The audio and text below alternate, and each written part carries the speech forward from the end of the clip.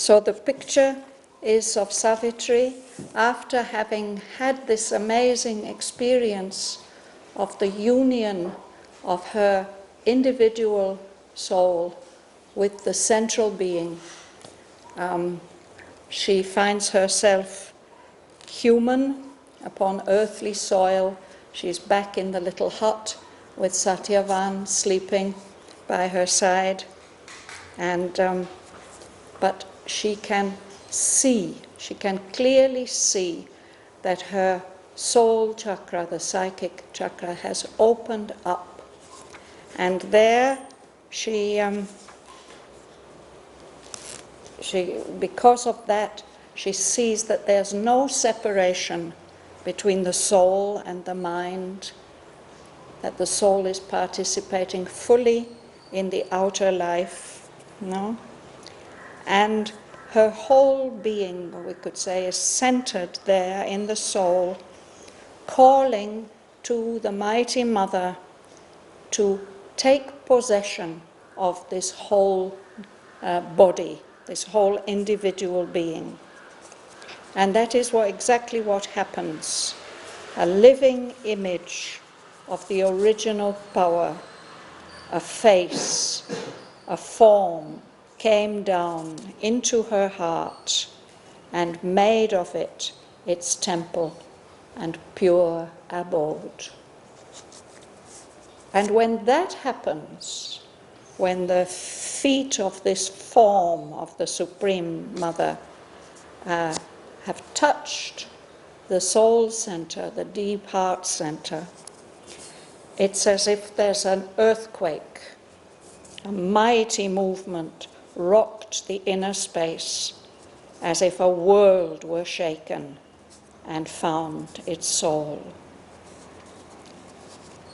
And out of the base of the inconscient in our subtle body, this is the chakra at the base of the spine, out of that a flaming serpent rose up, released from sleep, and it moves up. It's not in the physical body, it's in the subtle body, moves up like a serpent and stood erect. And as it climbs up, it touches each of the centers, each of the chakras, with its flaming mouth. And they all wake up as if a fiery kiss had broken their sleep. They bloomed and laughed, surcharged with light and bliss. And then at the crown, maybe just above the crown here, it joined the eternal space, the transcendent world. So then it says that in each of the centers, in the flower of the head, in the flower of matter's base, the base of the spine, in each of those centers, this flaming serpent energy is joining together the viewless summits with the unseen depths. And he says that these centers are like a string of forts, of fortified places in us. And they are there to protect us. They protect our individual being from the universal being, which when we are growing and developing our individual self, we would just get dissolved in that universal soup if we didn't have these centers around which the different levels and principles of our being could form. No?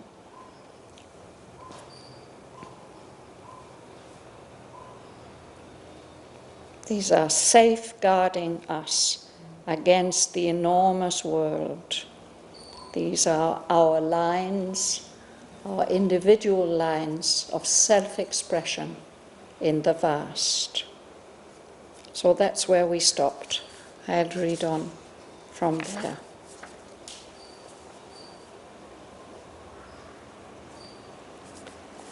An image set of the original power, wearing the mighty mother's form and face. Armed, bearer of the weapon, and the sign whose occult might no magic can imitate. Manifold, yet one, she set, a guardian force.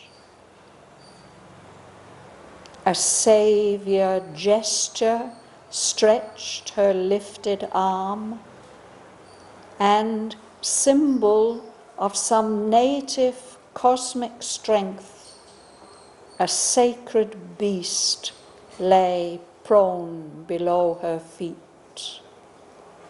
A silent, flame-eyed mass of living force.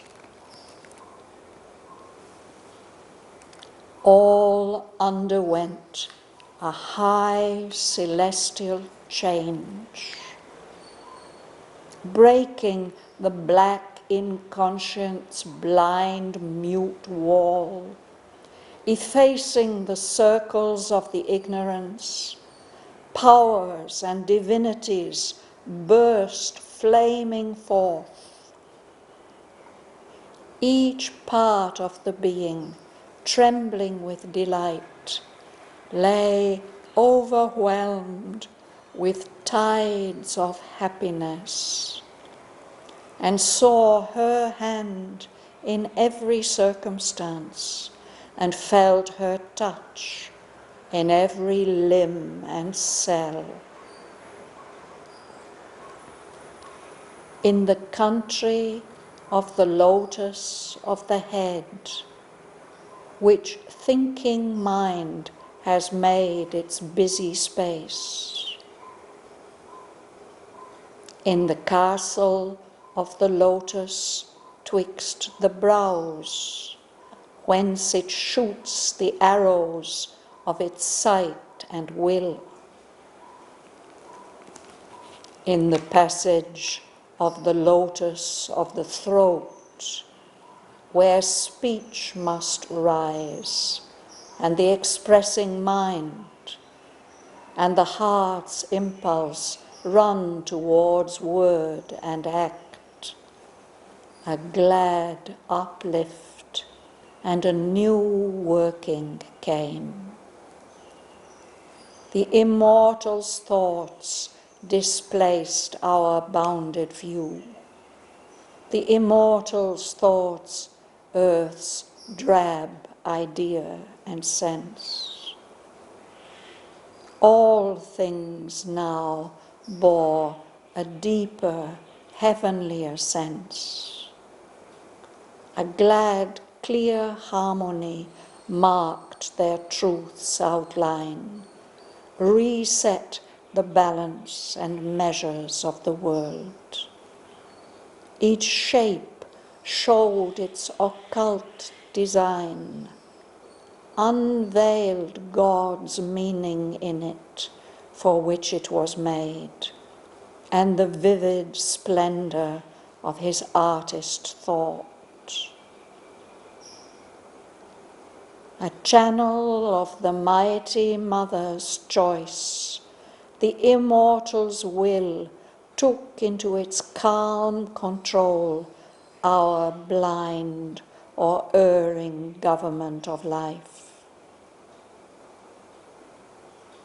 A loose republic once of wants and needs, then bowed to the uncertain sovereign mind, life now obeyed to a diviner rule, and every act became an act of God. In the kingdom of the lotus of the heart, love, chanting its pure hymeneal hymn, made life and body mirrors of sacred joy, and all the emotions gave themselves to God. We'll stop there.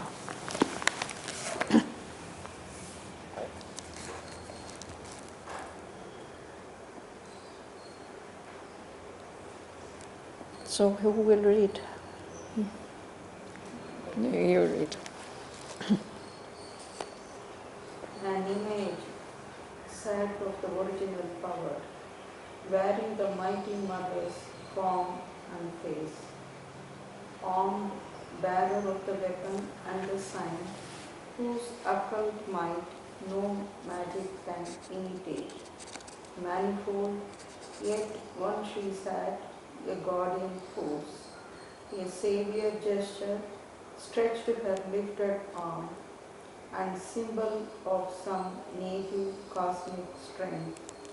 A sacred beast lay prone below her feet, a silent, flame-eyed mass of living force. Yes. So this is an image of the original power, the supreme conscious force, the Chit Shakti aspect of Satchidananda, who in Indian feeling and thought is felt as the mother, the supreme divine mother. And this is an image of that original power. She wears the mighty mother's form and face. And the form and face which is described is the image of the goddess Durga. There she's got a weapon, a trident usually. She has this weapon, and she has another sign, which he says is an occult, a subtle weapon, a sign which no magic can imitate. I suppose many kinds of magic, they try to imitate the Supreme Mother's power in one way or another, but she has her own sign, which nobody can copy. And it's as if she is manifold, she sat. She has many, many different aspects. In his little book, The Mother, Sri Aurobindo has described 4 of the main aspects. And we saw also images of other aspects when we read Canto 4. Here she is taking a protective form, a guardian force. She's guarding and protecting. So this is shown, she has quite many arms which show her manifoldness and the different things that her action, But one of them is lifted in a gesture of protection. And beneath her feet she has a lion, a sacred beast. He's lying prone and she has her feet on him. This is a silent, flame-eyed mass of living force, symbol of the pure majesty and power of the Supreme Mother. The other day I found a little note of the mother to Huta. Huta had written to her. I don't know exactly what Huta wrote, but mother replied, "Lions are indeed very nice. I always have at least one with me, but not in the physical, because that scares people and it would make a mess." But we have a beautiful photograph of her attendant, Champaklal, with his hair and his beard and his face absolutely glowing, crouching by her side in this sort of sitting lion posture.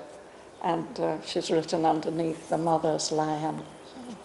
He also had a kind of lion-like temperament. He would roar sometimes. So that image is seated in Savitri's heart. Suresh, you'll read? All underwent a high celestial change, breaking the black inconscience blind mute law, affecting the circle of the ignorance, powers and divinities bruised, flaming forth. Each part of the being trembling with light, over, overwhelmed, Overwhelmed, yes. overwhelmed with tides of happiness, and saw her hand in every circumstance, and felt her touch in every limb, and said, Yes. So everything in Savitri's nature underwent, experiences a change, a heavenly change. And then Sri Aurobindo describes what that change entailed. First of all, what it's doing is that it's breaking the blind, mute wall. Mute means silence. The wall of the black inconscient. The inconscient is what seems to us to be totally without consciousness, the primal state of matter. So that is for us a kind of limitation. It's a limitation on the way that our bodies function, even the way that our subtle being functions when we're here in the physical body. But all those limitations now get broken, this wall of the black inconscient. And because that gets broken, then the circles, the limitations of the ignorance get broken also. And she experiences that in different parts of her being, powers and divinities burst, flaming forth. It's as if there have been closed doors and suddenly they open, and these powers and divine beings, they spring out into the different parts of her being. Every part of the being is just trembling with delight, overwhelmed with tides of happiness. If you go out in the sea and it's a bit too strong for you, the waves may overwhelm you, come over your head, knock you over, there you are, thrashing about in the water. But this is a tide of happiness that comes over her again and again. So all the different parts then can see the hand of the mother in every circumstance, in everything that happens, and feels the touch of the Supreme Mother in every limb, in every part of the body, and in every cell, all the tiny little parts that we don't see, that we are normally not conscious of, that make up all the different organs of the body. Everything is feeling and experiencing the presence of the Mother.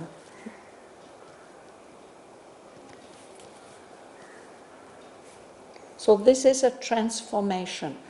What she had before, what we read about, was a realization, a very strong, overpowering experience of the union of the individual soul with the Supreme Soul. And then the next stage is this calling to the Supreme Being to take possession of the whole of the nature. And when that happens, that's a transformation. So now he goes on describing it in more detail, Berbel.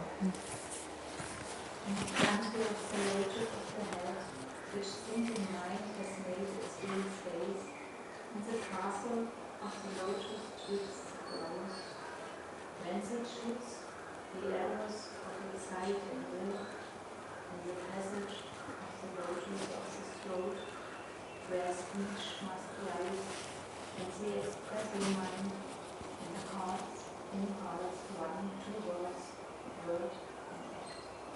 The blood bubbled, and new working came. So first he speaks of the three upper lotuses. No? There's one here, the lotus of the head, which thinking mind has made its busy space. We are very often in this state of the mind running hither and thither, moving around, hearing the voices and all the offers that are made in this marketplace of the mental. That's the first one. And then this one here, the center of vision and of will. And he says it's from here that we shoot arrows. We shoot arrows towards things that we want to see, and we shoot arrows of will, things that we want to realize in the world. And here, the lotus of the throat. It's obviously the center of expression through speech, but it's also the center of expression in all ways. All kinds of creativity depend on this center here. Speech must rise, the expressing mind, the mind expressing itself in creation and in action. And it's where the impulses from the heart come up and want to find expression in speech and in action. And so it's a kind of, although it's quite a small center with just 2 petals, a lot of work goes on here. Into all these 3 centers, a glad uplift and a new working came. They get changed. These limits, circles of the ignorance are broken down. They get a complete new power of action. And he describes in more detail that power of action. Would you read? The immortal's thoughts displays urban view. The immortal's thoughts earth's glad idea and sense. Orphans now bore a deeper heavenly sense. Yes, you can go on. A glad clear harmony marked the truth's outline. We set the balance and measures of the world. And the next sentence also. Each shade showed its upward design, unveiled God's meaning in it for which it was made, and the vivid splendor of his artist thought. Yes. So,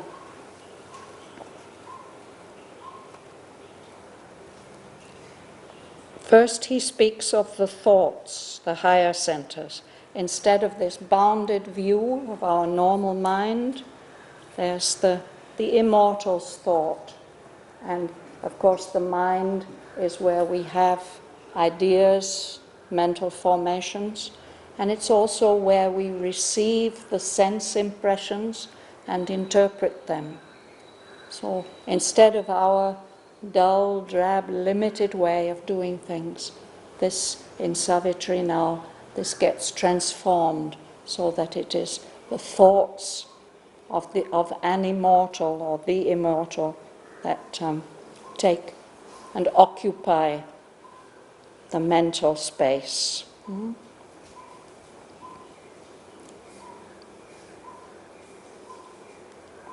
So as a result, everything is seen with a greater significance, a deeper heavenlier sense. Here, the sense means significance, meaning.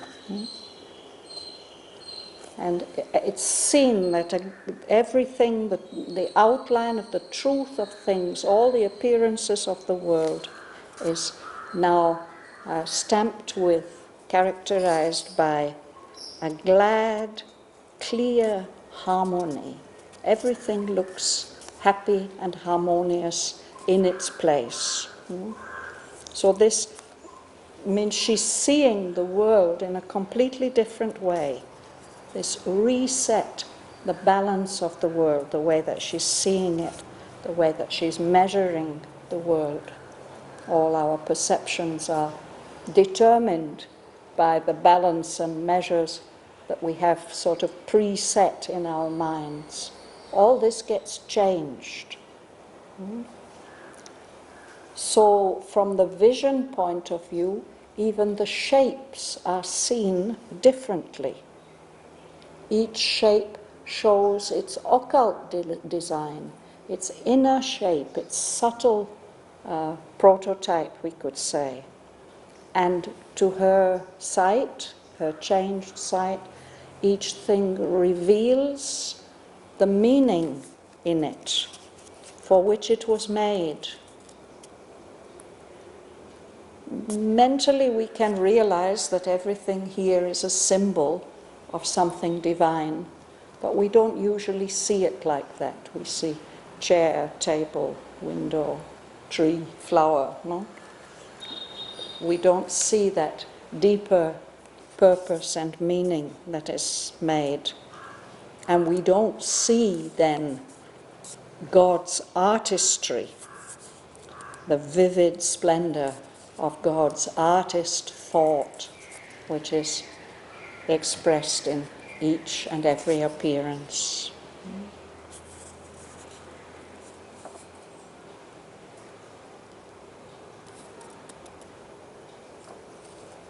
That's from the point of view of the upper chakra.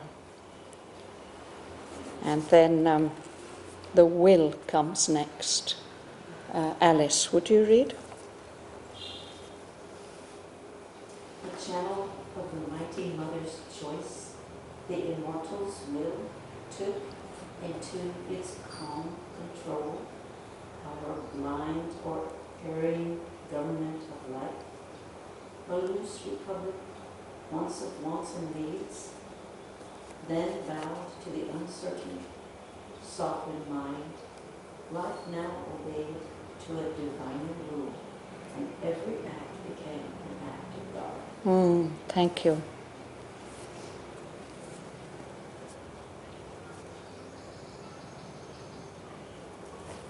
So since the Mighty Mother is occupying and controlling all the centers, this will center, the immortal's will, took into its calm control. It controls all the movements of the life force, what is common to us, our blind or erring government of life. Our will is always stumbling and erring because of the imperfection of our mind. If the mind is pure and occupied by the immortal's thoughts, the will also will become clear and pure and unerring. So he says that life, the life force as it normally is in human beings, is a loose republic of wants and needs. In a republic, there isn't one king or ruler. People decide for themselves, no? So our life, there are needs and desires of many different kinds, and they all have to somehow compromise with each other. And then perhaps we develop further to a level where the mind controls life to a certain extent. It can never control life completely. It's not strong enough for that. But so it's the life might bow to the uncertain, sovereign mind, sovereign as a king, a ruler. But now in Savitri, life obeys a diviner rule, so that every act becomes an act of God. It's a divine rule which rules her entire life. Gumsun? In the kingdom of the lotus of the heart, ever-changing is pure, high mineral flame, made life and body mirrors of a secret joy, and all the emotions gave themselves to God. Yeah, let's pause there. This is the heart center. In the kingdom of the lotus of the heart, the native, true, deepest emotion of the heart is love. And now that's what's ruling. Love, chanting its pure hymeneal hymn. Hymen is the Roman Latin goddess of marriage. So a hymeneal hymn is a marriage hymn. But here it doesn't mean a marriage of two people. It means that love that unites us with everybody and everything in the universe. So when we are living by that love, that makes life and body mirrors that reflect a sacred joy, something that is consecrated to the divine, and all the emotions gave themselves to God.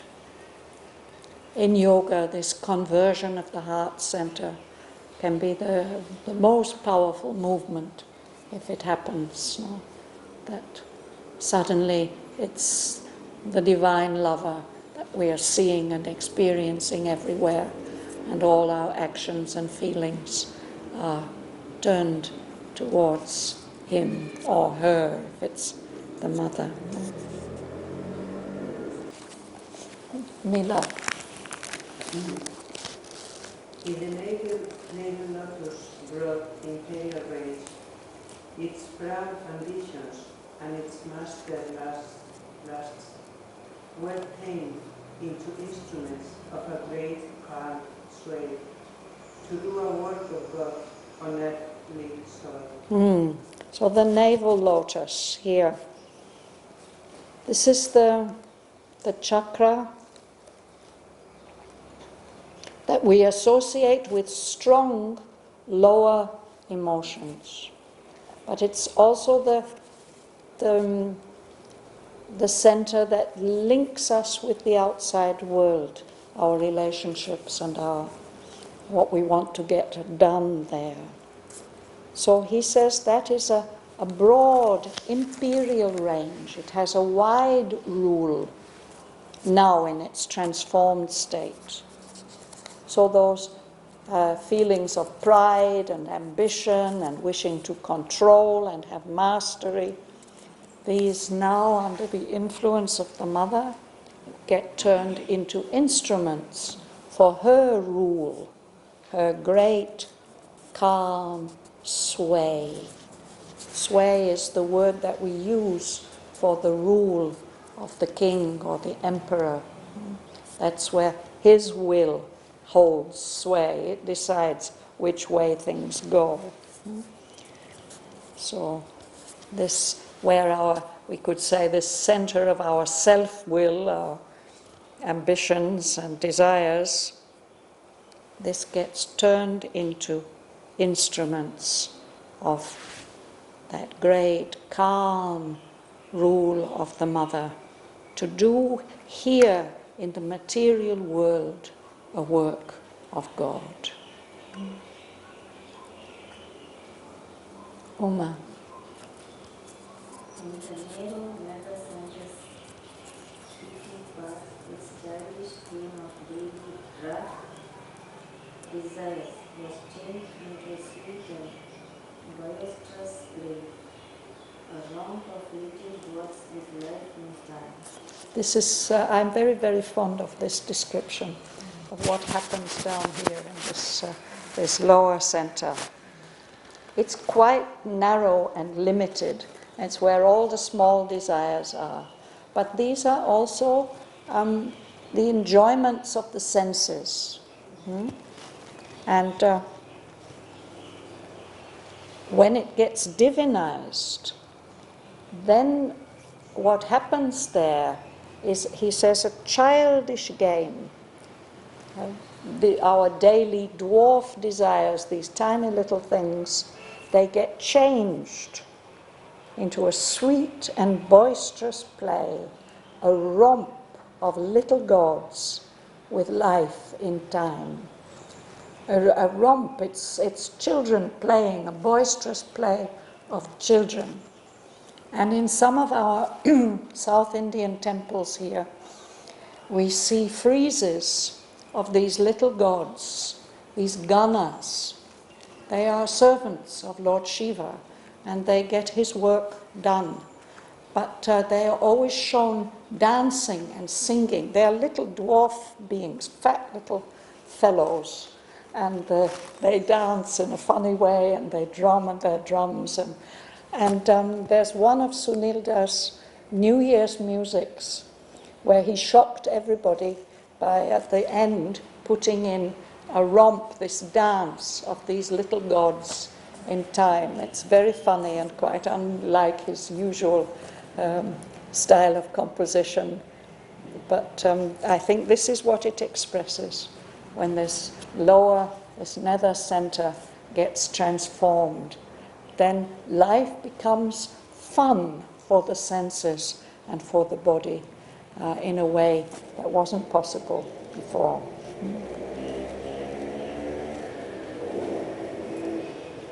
Joel. In the deep place where once the serpent slept, there came a grip on matter's giant powers, for large utilities in life's little space. A firm ground was made for heaven's descending might. So this is the base chakra, the Muladhara, which is kind of existential place for us. This is the base of our physical existence. That's where that flaming serpent was sleeping, coiled up. Now it has awakened and risen up and joined the higher powers. So now there's a connection between the highest and the lowest. And so this lower center gives a control over the powers of matter. Matter has so many great powers involved in it, and mind has found some ways to release some of them, but many more of them can be revealed to the great occultist or the great soul who is gifted control over it. So this is what is happening now, this grip on the giant powers of matter for large utilities, useful action, what's useful utility in the little space of life. So that creates a firm ground, a steady foundation for the descending might, the descending power that's coming from the higher levels into the body. That's very, very important. That if these openings to the universal come, there needs to be a very solid base, and that comes about by the connection of the lowest center with the highest.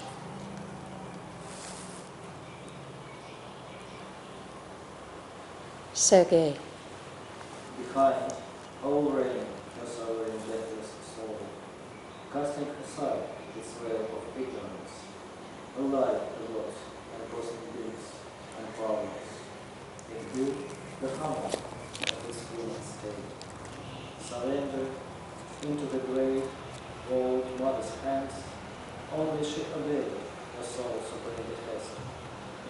enigma, open conscience world. Thank you.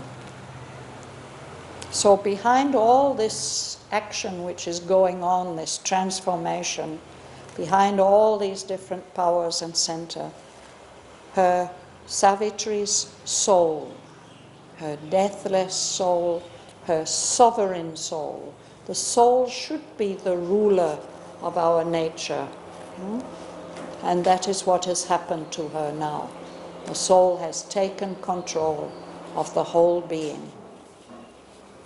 It has cast aside its veil, its covering of ignorance, and it's allied, it's connected with and collaborating with gods, the great powers of the universe, cosmic beings and powers.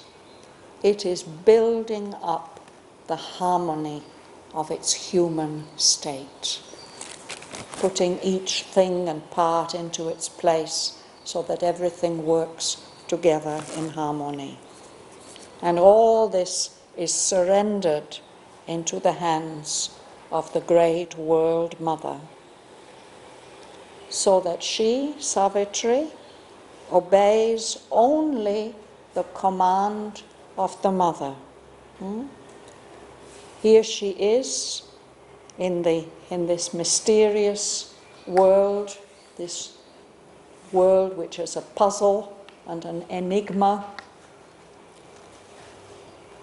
because it is ruled by the inconscient.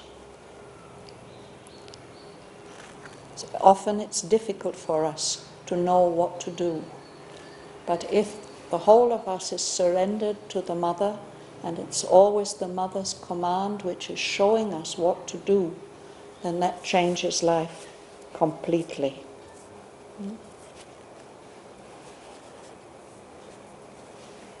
So Sri Aurobindo then goes on, Paula, to explain how this happens.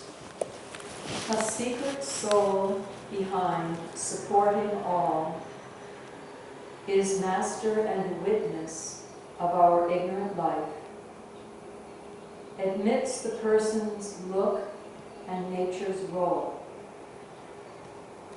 But once the hidden doors are flung apart, then the veiled king steps out in nature's front. A light comes down into the ignorance. Its heavy, painful knot loosens its grasp. The mind becomes a mastered instrument, and life a hue and figure of the soul. All happily grows towards knowledge and towards bliss. Thank you.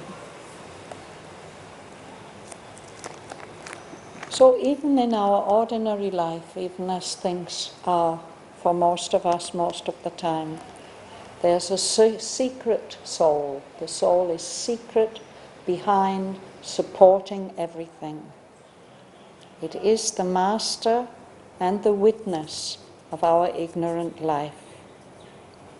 But it allows, here this word admits, means it allows the look of the person, the Purusha with a capital P, the inner consciousness, and the role of nature.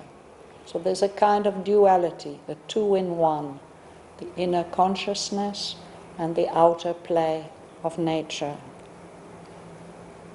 That's how it is until this psychic transformation happens. But once those hidden doors in the deep heart are flung apart, when they are opened, then that secret soul, that veiled king, steps out into the front of the nature of our natural being. It steps out as the ruler. Then a light comes down into the ignorance, this twilight that we are in. And the heavy painful knot of the ignorance gets loosened a bit. It doesn't get completely loosened, but a bit. The mind becomes a mastered instrument, and life becomes, he says, a hue and figure of the soul. A hue is a color.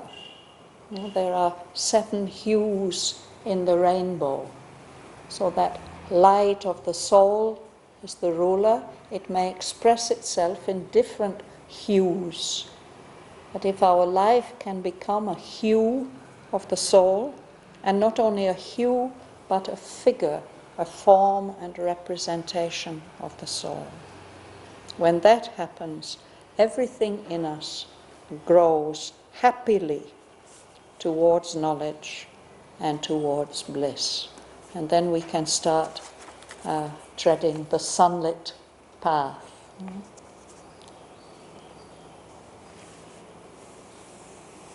Rosa.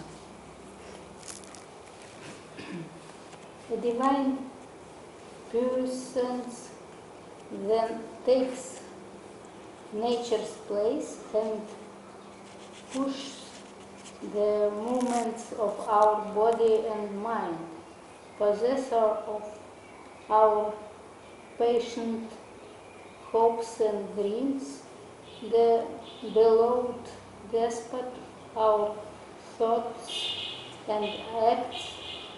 She streams into us with her unbound force, into mortal limbs, the immortals' rapture and power. An inner law of beauty shapes our lives, our words become the natural speech of truth. Each thought is a ripple on a sea of light. Yes. So a divine power takes the place of unconscious nature. Instead of us being driven by natural impulses, instead the movements of our body and our mind are impelled by that divine power. And that divine power is the mother. She takes possession of all our passionate hopes and desires and dreams. And the soul is feeling love for her. A despot is a tyrant. He's somebody who rules without allowing any opposition. No? But when that is the beloved despot who is so wise and so loving and so perfect in every way, that's a different matter. The beloved despot of our thoughts and acts. She determines everything. She streams into us, she pours into us with her unbound force, limitless strength and energy. And so that we feel, even in this physical body, something of the rapture, the intense delight and power of the immortal. And because of that, an inner law of beauty shapes our lives. Mother has spoken about this also. Let beauty rule your life. She means it's not that we always only accept what looks outwardly beautiful. This inner law of beauty should shape our lives. And when she is ruling the whole nature, the words that we speak naturally become the speech of truth. And each thought is like a ripple, as if the whole mind is an ocean of light, and each thought is just a small expression of it. So this is a very beautiful and powerful description of the psychic realization which Sri Aurobindo and Mother have advised us to aim at as the first step in the integral yoga.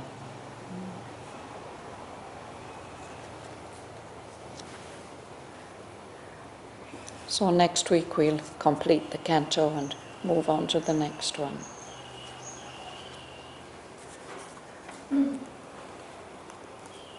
Shall we read these lines together? Yes.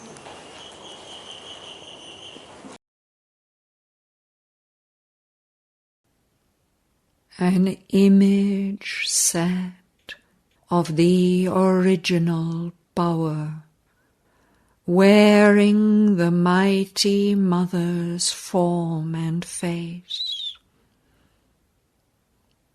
armed, bearer of the weapon and the sign whose occult might no magic can imitate, manifold yet one she sat, a guardian force. A saviour gesture stretched her lifted arm, and symbol of some native cosmic strength, a sacred beast lay prone below her feet, a silent, flame-eyed mass of living force. All underwent a high celestial change, breaking the black inconscience blind mute wall, effacing the circles of the ignorance. Powers and divinities burst flaming forth. Each part of the being, trembling with delight, lay overwhelmed with tides of happiness, and saw her hand in every circumstance, and felt her touch in every limb and cell. In the country of the lotus of the head, which thinking mind has made its busy space, in the castle of the lotus twixt the brows, whence it shoots the arrows of its sight and will,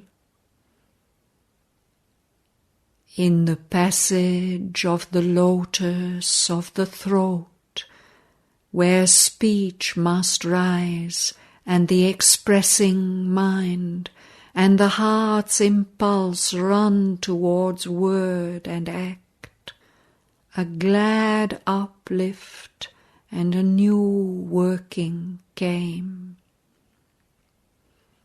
The immortal's thoughts displaced our bounded view.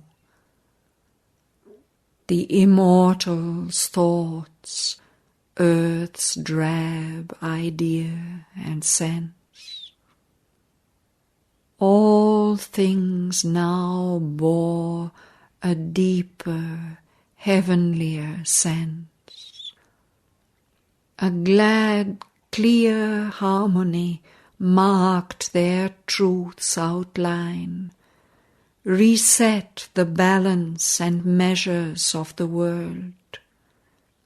Each shape showed its occult design, unveiled God's meaning in it for which it was made, and the vivid splendor of his artist thought.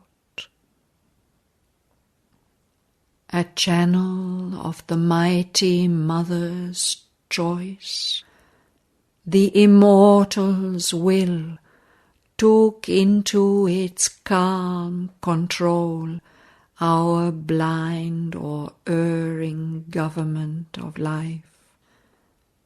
a loose republic once of wants and needs, then bowed to the uncertain sovereign mind, life now obeyed to a diviner rule, and every act became an act of God.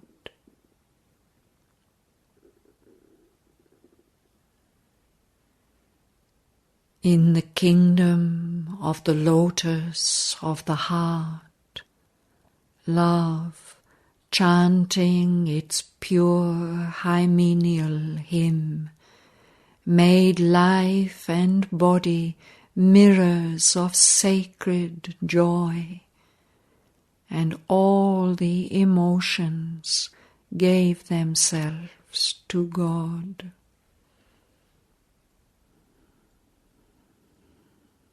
In the navel lotus broad imperial range, its proud ambitions and its master lusts were tamed into instruments of a great calm sway, to do a work of God on earthly soil.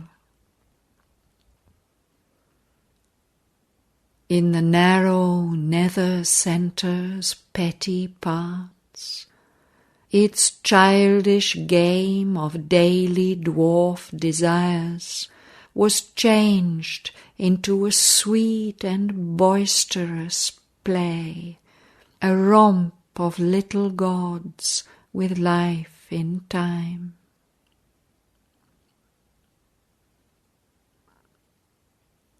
In the deep place where once the serpent slept, there came a grip on matter's giant powers for large utilities in life's little space. A firm ground was made for heaven's descending might. Behind all reigned her sovereign, deathless soul,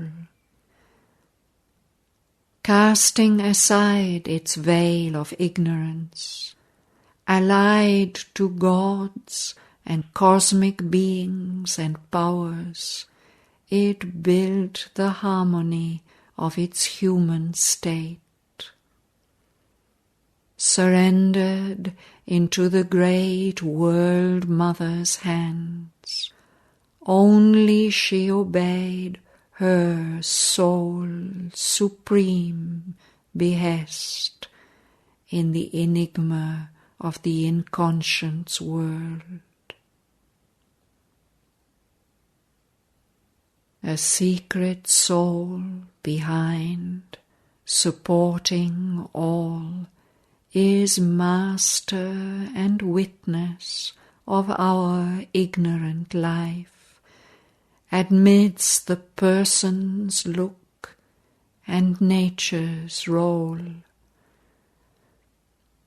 But once the hidden doors are flung apart, then the veiled king steps out in nature's front.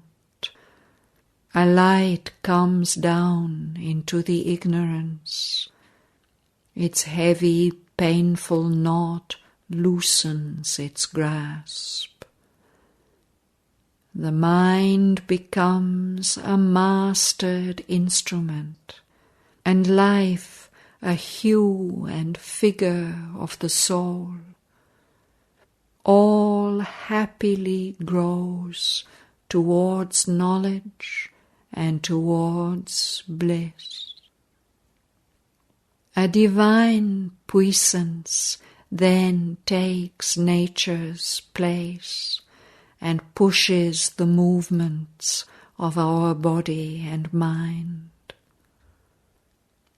Possessor of our passionate hopes and dreams, the beloved despot of our thoughts and acts, she streams into us with her unbound force.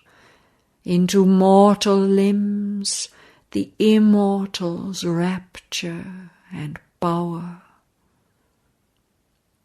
An inner law of beauty shapes our lives. Our words become the natural speech of truth.